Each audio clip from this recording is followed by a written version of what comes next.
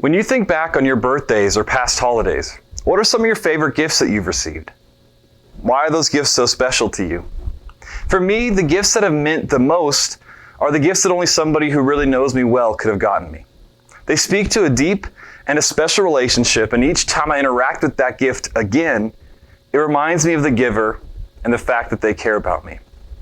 James says it best in James chapter 1 and verse 17, that every good and perfect gift is from above, coming down from the Father of lights. But as Peter begins his second letter, he also writes about some of the gifts that God has given us. Listen for these gifts in 2 Peter 1, verses 2 through 4. May grace and peace be multiplied to you in the knowledge of God and of Jesus our Lord. His divine power has granted to us all things that pertain to life and godliness, through the knowledge of Him who called us to His own glory and excellence, by which He has granted to us His precious and very great promises, so that through them you may become partakers of the divine nature, having escaped from the corruption that is in the world because of sinful desire. What gifts did you catch Peter talking about in those verses? I love the way that so many New Testament writers talk about grace and peace. These are true gifts from God.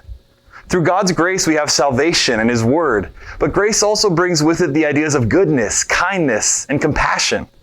Meanwhile, the peace that God brings to the Christian heart is unparalleled.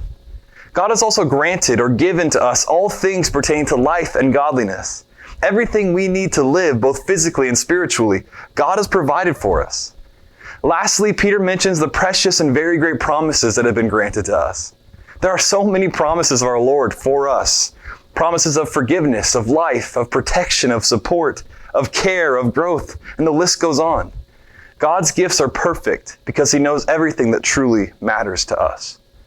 On our part, Peter also mentions that these gifts are connected to our knowledge of God. Did you notice that?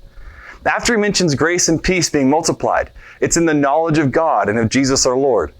After he talks about all things pertaining to life and godliness, it's through the knowledge of Him who called us. When we struggle to see the gifts that God has given us, the source may be that we don't know Him well enough. And as we talk about knowing God, reading and learning His Word is important, but it's not enough. Knowing God takes time of prayer and of meditation. It asks that we make the effort to understand and appreciate His heart. Much like any other relationship, we have to put both our mind and our heart into loving God. It takes both. As we do that, we will start to comprehend more and more just how amazing the gifts that God has given us truly are.